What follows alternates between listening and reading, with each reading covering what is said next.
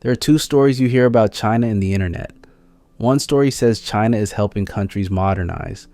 More connectivity, cheaper equipment, faster rollout, more opportunity. The other story says China is reshaping global influence through technology, standards, and dependency. Most commentary picks a side. I want to do something different because the truth is usually not a slogan, it is a set of incentives. To understand what people call Beijing's digital Silk Road, you have to look at the internet the way engineers do. Not as apps on your phone, but as physical infrastructure. Cables on the ocean floor, towers on hills, data centers in industrial parks, and technical standards buried in documents most people never read. This is not a story about one nation flipping a switch and controlling the world's internet. That framing is too simple and it usually creates fear instead of clarity. This is a story about path dependence. The idea that once you build a system a certain way, it becomes expensive and politically difficult to change later. In the digital world, changing later can be the difference between independence and dependence. So here's the question for this video. What if the next great rivalry is not about who has the biggest army, but about who builds the infrastructure other countries rely on, and who sets the standards that shape what is possible? Because if you build the rails, you often shape the schedule. And if you write the standards, you often decide what is easy, what is expensive, and what becomes normal. Let's define the term first. When people say digital Silk Road, they usually mean a broad cluster of projects and partnerships tied to China's Belt and Road era of global engagement, but focused on digital systems. Fiber networks, undersea cables, telecom equipment like 4G and 5G, cloud services, data centers, smart city systems, and sometimes digital payments. Some of these projects are built by major Chinese firms. Some are joint ventures. Some are supported by policy financing. Some are purely commercial deals where the market is there and the offer is attractive. And host countries are not passive. They make choices. They negotiate. They regulate. They accept some pieces and reject others. They are trying to solve real problems. Connectivity gaps, high costs, limited expertise, and pressure to modernize quickly. That is why the digital Silk Road looks different in different places. In one country, the story might be rural broadband and affordable smartphones. In another, it might be a smart city contract that integrates traffic cameras, sensors, and analytics. In another, it might be cloud and data center partnerships that become the backbone for government services. The common thread is not a single blueprint. The common thread is that the deeper a supplier gets embedded in the core systems, the harder it becomes to replace them. And that is where influence becomes structural. Why does this matter right now? Because governments have started treating digital infrastructure as strategic, like ports, energy pipelines, and railways. For a long time, the dominant logic was cost and speed. The cheapest provider wins. The fastest deployment wins. The best financing wins. But the new logic is trust and resilience. The idea that you want redundancy, transparency, and the ability to audit and switch if needed.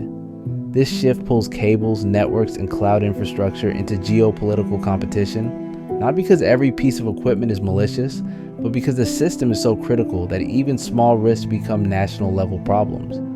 Now use one historical lens to keep the story grounded. Throughout history, influence has often been built through infrastructure, not just force. Roads do more than move goods. They shape which markets grow. Ports do more than handle ships. They shape which routes become normal. Railways do more than carry passengers. They redirect economies and political priorities. And standards and rules do more than organize trade. They decide who can participate and under what terms. In the digital era, the equivalents are the systems that carry information and run modern life. The question is not whether China is building an empire in the classic sense. The question is whether China is building leverage by becoming a major provider of the core digital stack in parts of the world where infrastructure is still being built. Because when a country builds its digital backbone on one vendor ecosystem, it can gain real benefits today and also accept real constraints tomorrow. Let's break the digital Silk Road down into 4 layers. First layer, cables and fiber backbones. Most international data does not travel by satellite. It travels through undersea fiber optic cables. Those cables connect continents. They connect financial systems. They connect government networks. They connect cloud platforms. They are the arteries of the modern economy. Cables have landing stations. They have maintenance contracts. They require specialized repairs. They have choke points. So when a government chooses who builds or supplies components for those cable systems, it is not just choosing a contractor. It is choosing a supply chain relationship. Even if everything is secure, the relationship matters.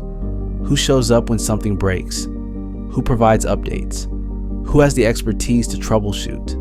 Who becomes the default option for the next expansion? This is where influence begins to look durable, because it sits at the foundation.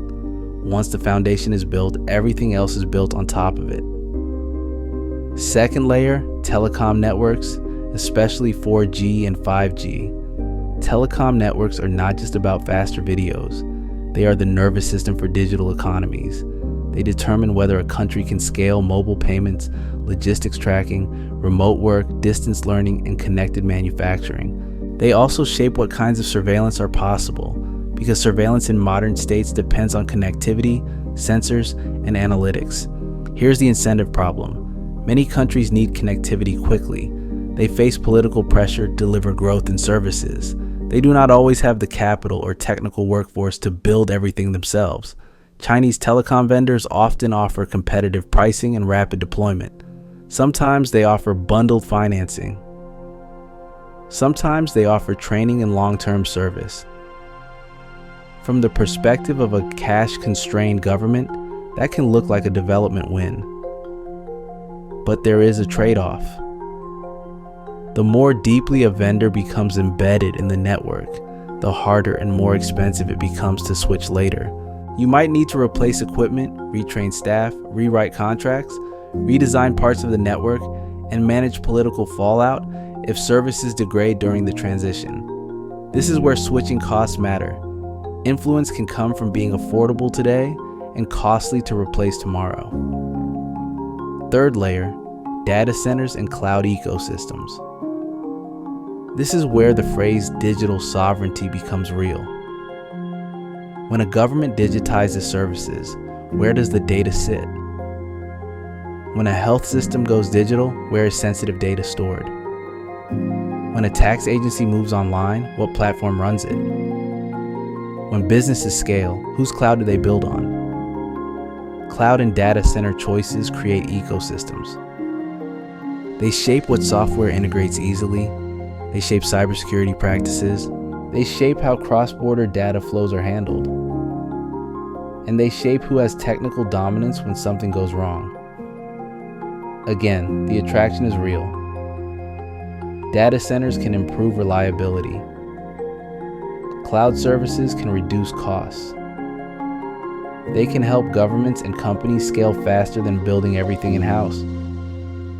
But the sovereignty question is hidden inside the convenience. If your national systems depend on a vendor ecosystem, how much freedom do you have to change rules later? If relations sour, how easily can you migrate away without breaking critical services? This is not unique to China. Any major vendor ecosystem can create dependency. It is a global issue. The reason the China debate is sharper is that China is also associated with a distinct approach to digital governance, including stronger state involvement and different norms around surveillance and control. Which brings us to the fourth layer, smart cities, surveillance tools, and governance models. This is the most emotionally charged part of the conversation, so let's be precise. Smart city systems can improve traffic flow, reduce crime, and manage public services. Sensors, cameras, and analytics can genuinely improve efficiency. At the same time, these systems can expand state capacity for monitoring. Whether that becomes benign administration or abusive repression depends on local politics, legal safeguards, and accountability. So, the honest framing is not that technology automatically creates authoritarianism. The honest framing is that technology expands capacity, and politics decides how that capacity is used. Now bring everything together with the deeper thread running through all layers. Standards. Standards decide how devices and networks communicate. Standards decide what works with what. Standards decide what becomes compatible and what becomes expensive. When a company helps shape standards, it often gains advantage because its products are built to match the standard early. This is normal industrial strategy, but at scale, standards become power. If a region adopts standards aligned with one ecosystem, it can tilt future procurement, training, and compatibility. That is why the Digital Silk Road is not only a set of construction projects, it is also a contest over ecosystems and rules. Now let's do the map lens, because the incentives look different depending on where you are. For many developing economies, the priority is development. They need connectivity, digitized services, and investment.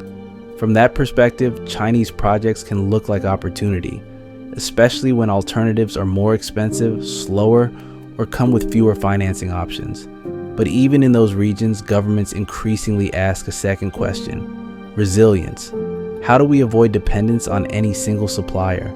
How do we keep bargaining power? How do we diversify without wasting money? That is why you often see hedging behavior, buying Chinese equipment in some areas, keeping other suppliers in others, and trying to build domestic capability over time.